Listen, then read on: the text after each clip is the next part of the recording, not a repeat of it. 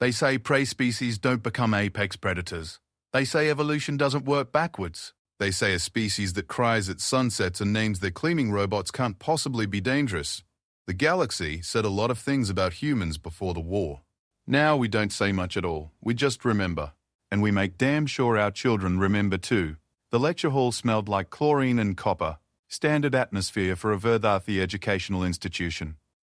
Commander Kreltok stood at the podium, his forearms folded in the ritual position of remembrance, his carapace still bearing the scorch marks he refused to have repaired.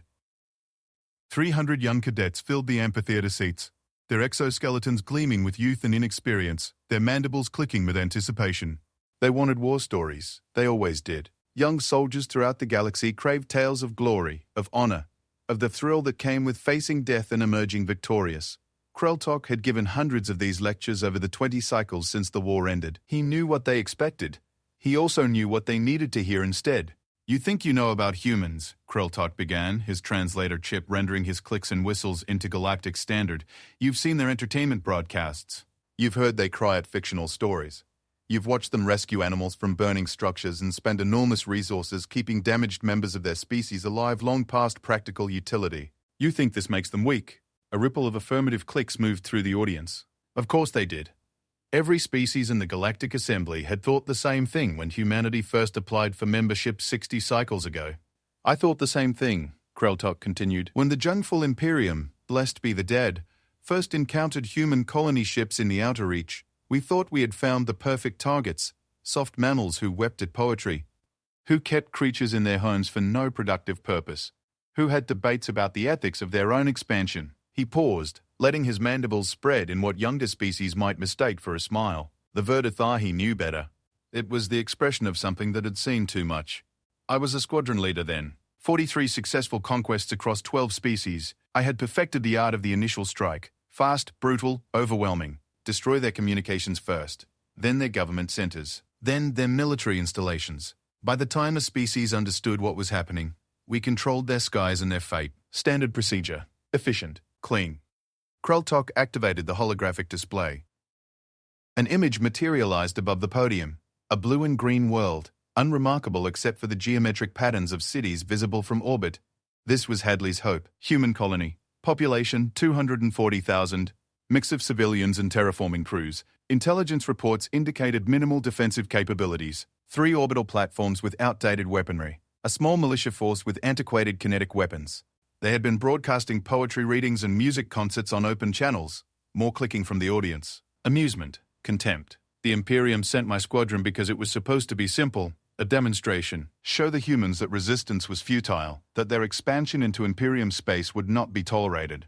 Standard occupation protocol, disable defenses, land troops, secure compliance. We had done it hundreds of times."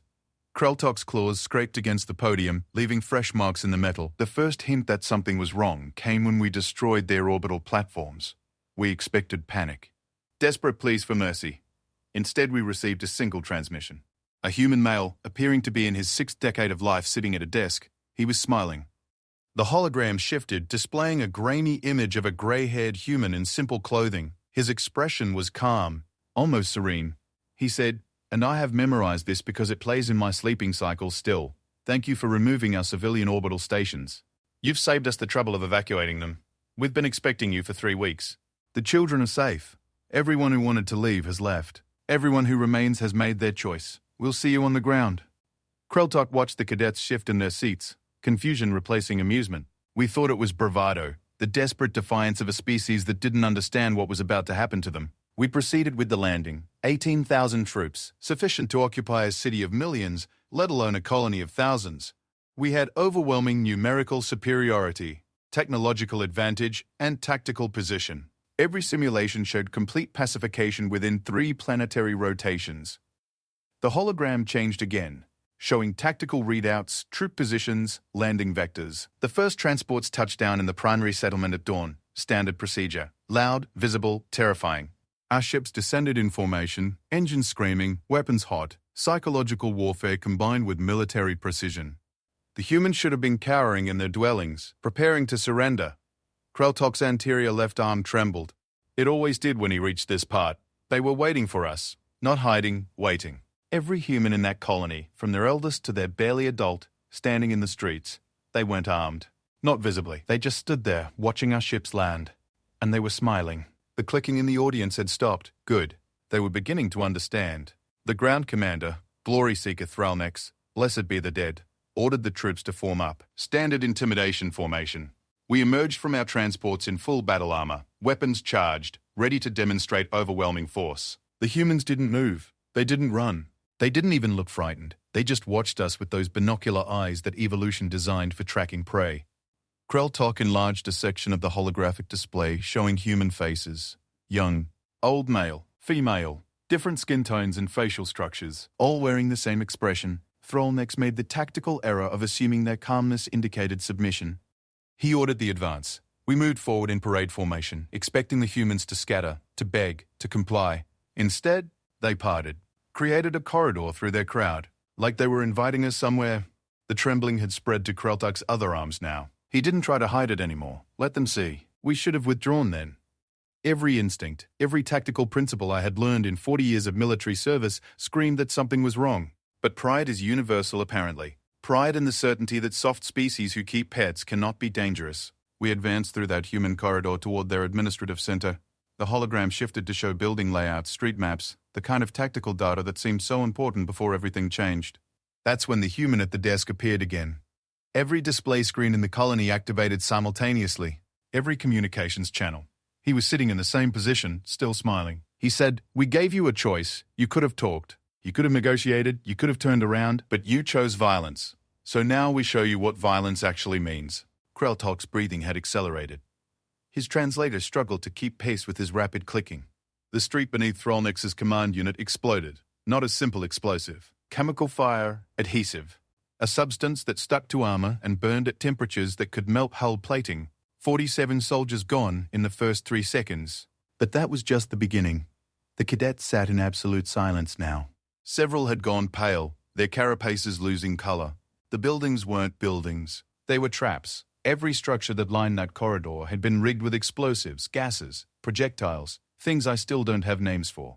The humans had gutted their own colony and turned it into a weapon. Every door, every window, every basement became a firing position.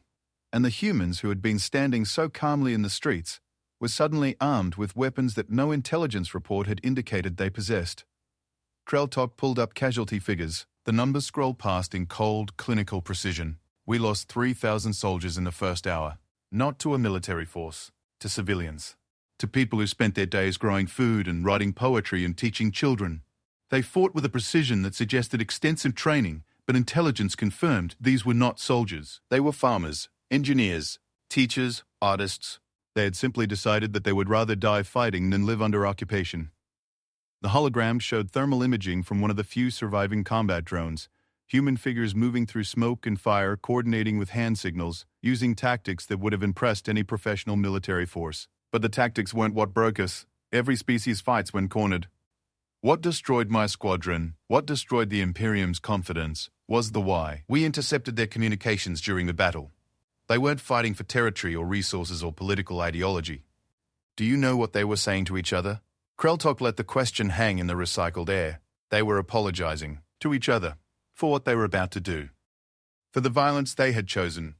One human, a female who had just destroyed an entire platoon with a homemade explosive device, was crying as she reloaded her weapon. She was crying and saying, I'm sorry, over and over. Not to us, to herself, to some internal moral code that she was violating by killing us. Several cadets had begun unconsciously backing toward the exits. That's when I understood. Humans aren't warriors who pretend to be peaceful. They're genuinely peaceful beings who are capable of unimaginable violence when they choose to be. The crying, the empathy, the artistic sensitivity, it's all real. And it makes them more dangerous than any predator species in the galaxy because they know exactly what they're doing. They understand the cost. And they do it anyway. Kreltok deactivated part of his translator, letting his natural clicking fill the hall for a moment. The sound of mandibles scraping in the old war cant. The morning rhythm for fallen enemies who had earned respect. We held position for 6 hours. Lost 12,000 soldiers. The humans lost 8,000. The ratio should have been reversed. We had superior equipment, training, numbers. But humans fight differently. They don't fight to win. They fight to make you regret starting. Every human we killed cost us 3 soldiers because they booby-trapped their own bodies, because they used their last moments to take as many of us with them as possible, because they had calculated, down to the individual level, exactly how much their death could cost us. The holographic display showed a new image, the colony from orbit, 6 hours into the battle. Fires burned across the settlement, but in patterns that suggested careful planning rather than chaos. The decision to withdraw came from Fleet Command. We were winning, technically, advancing meter by meter, securing positions. But the mathematics were clear. At current casualty rates, we would pacify the colony with approximately 400 soldiers remaining. 400 out of 18,000. Unacceptable losses for a minor colony of an unaligned species. Kreltok's voice had dropped to a near whisper, forcing the cadets to lean forward to hear through the translation. As we retreated to our transports, the humans didn't pursue. They just watched us leave. Some of them were still crying, still apologizing, still looking like the peaceful, empathetic species they genuinely are. Except now they were covered in our blood and theirs, standing in the ruins of their own colony, having sacrificed everything to send a message. The hologram froze on a final image. A human child, no more than 12 cycles old by their development standards, holding a rifle nearly as large as their body, tears streaming down their face, standing over the body of a fallen Imperium soldier. That image was transmitted across every human network within hours, not as propaganda, as a warning, as a demonstration of what humans were capable of when pushed. The Imperium intercepted the transmissions. We thought they would inspire fear in humanity's allies, proof of human savagery. Instead, every species that received the image came to the same conclusion we did. Kreltok straightened, his full height impressive even with age. Never push humans to the point where they stop being peaceful, because their capacity for violence is only limited by their moral restraint. And when that restraint is removed by necessity, by threat to their children, by invasion of their homes, what remains is the same creature that hunted megafauna to extinction on their homeworld, using nothing but persistence and pointed sticks. The lecture hall had gone cold despite the heating systems. Kreltok could smell the fear scent from the younger cadets, the acidic tang of genuine terror replacing youthful bravado. The Imperium sent a retaliatory fleet. 12 dreadnoughts, 60 support ships, 300,000 soldiers. They glassed 4 human colonies from orbit, unwilling to fight on the ground again. They thought overwhelming force from a safe distance would break human resistance. Kreltok's mandibles clicked in what might have been laughter if the Vidathi were capable of humor about such things. Instead, humanity did something no species in galactic history had done before. They unified, not just their military, their entire species. Every human world, every colony, every station, every ship. Within one planetary cycle, they had mobilized a war economy that consumed their entire civilization. They stopped being separate colonies and nations and became a single weapon pointed at the Imperium. The hologram displayed a tactical map of known space showing the progression of the war in accelerated time. Human forces spreading like a crimson tide. They didn't fight like we expected. They didn't mask their forces for traditional engagements. They did to the Imperium what they had done to my squadron at Hadley's Hope, but on a galactic scale. Every human became a potential threat. Their civilian ships carried military-grade weapons. Their trade stations were disguised forward operating bases. Their merchant vessels were Q ships with enough firepower to destroy cruisers. Kreltok pulled up a specific incident report, one of thousands. A human cargo hauler surrendered to an Imperium patrol. Standard procedure was to board, confiscate cargo, enslave the crew. The boarding party entered the cargo bay to find the entire human crew sitting on the floor, hands visible, completely compliant. The humans waited until the Imperium soldiers were fully inside, then one of them said, "We're sorry for this." The cargo bay was rigged to explosively decompress, venting the Imperium soldiers into space, while the humans were safely locked in pressure suits. The ship then rammed the Imperium patrol vessel before the survivors could seal their breach. The clicking that spread through the audience now wasn't amusement. It was the sound of chitinous armor contracting in involuntary fear response. This happened thousands of times across hundreds of systems. Humans apologizing even as they killed us, weeping even as they destroyed our ships, mourning their own dead while ensuring we had plenty to mourn too. They turned every encounter into a no-win scenario. Board a human ship, ambush. Attack a human station, booby trap. Occupy a human world, insurgency that cost more to suppress than the world was worth. Kreltok advanced the timeline on the holographic display. The war lasted 3 cycles. 3 cycles of humanity doing to the Jungful Imperium what they do best, persistence hunting. They didn't try to win battles. They tried to make every battle cost us more than we could afford. Their ships were smaller and cheaper to build than ours, so they traded 3 of theirs for 1 of ours and considered it victory. Their soldiers wore lighter armor but moved faster, died easier but killed smarter. They calculated the breaking point of our economy, our morale, our willingness to continue, and they pushed us to it with mathematical precision. The hologram showed the final battle. The Imperium homeworld surrounded by a human fleet that had materialized from nowhere using some kind of stealth technology that still hadn't been fully explained. The Imperium Supreme Council expected the humans to glass our homeworld. We had done it to 4 of theirs, but that's not how humans operate. They sent a single shuttle to the surface, unarmed, containing 3 humans, a military commander, a diplomat, and a translator. They landed in the Capitol Plaza and walked into the council chambers like they had been invited to tea. Kreltok's translator carried the weight of old memory, of standing in those chambers as a junior officer, of seeing 3 beings who should have been terrified instead looking around with genuine curiosity and interest. The military commander spoke first. I remember every word. We can destroy you, right now. Your fleet is disabled, your orbital defenses are offline, your military command is scattered. We have the capability to end your species, but we won't. Do you know why? The cadets were completely still now, barely breathing. The Supreme Council demanded to know. And the human commander said, because we remember what you made us do. We remember every human who died because you invaded our homes. We remember the children we taught to fight. We remember the artists who became soldiers. We remember who we had to become to survive you. And we will not let you make us into killers ever again. So instead, you're going to surrender. You're going to stand trial for war crimes. You're going to dismantle your empire. And then you're going to join the galactic community as equals rather than conquerors. Because that's the future where we get to go back to being the species that cries at sunsets. Kreltok let the silence stretch, let the weight of those words settle on Chiton and Carapace. The Imperium surrendered that day, not because we were defeated, though we were. Because the humans offered us something more terrifying than destruction, mercy we didn't deserve. They showed us the same thing they had shown at Hadley's Hope, the same thing they had shown across 3 cycles of brutal warfare. They fight when they must, but they would rather not. And that preference for peace, that genuine reluctance to do violence, makes them the most dangerous species in known space. The lecture hall's environmental systems struggled to process the fear scent now thick in the air. I tell you this not to frighten you, though you should be frightened.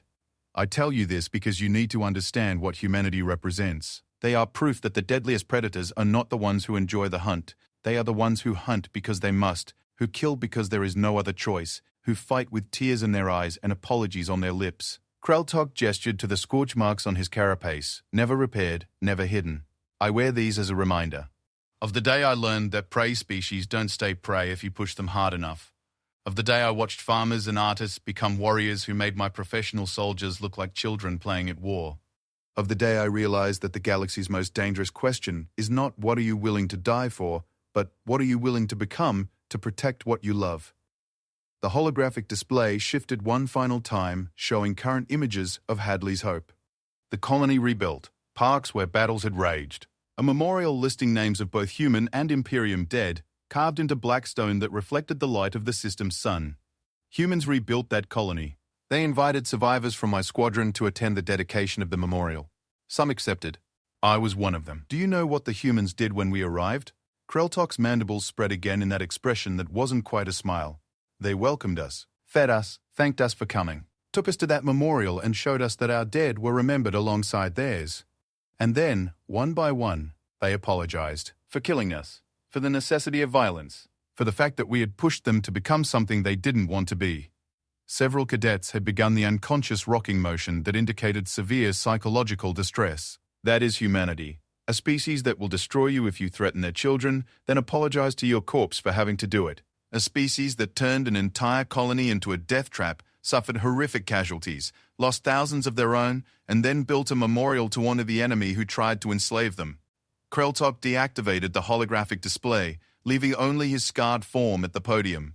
The Galactic Assembly made humanity a founding member of the new Confederacy after the war, not because we pitied them, not because we feared them, though we do, but because we need them. Because in a galaxy full of species that either can't fight or won't stop fighting, humanity represents the balance. They are the species that knows how to destroy but chooses not to. The species that can become monsters but refuses to stay that way. The lecture hall felt smaller now, the walls closer, the ceiling lower. I give this lecture 3 times per cycle. To cadets like you who think they understand warfare, who think they know what combat means, who think the galaxy operates on principles of strength and weakness that can be quantified and exploited. And every time, I see the same thing I'm seeing now.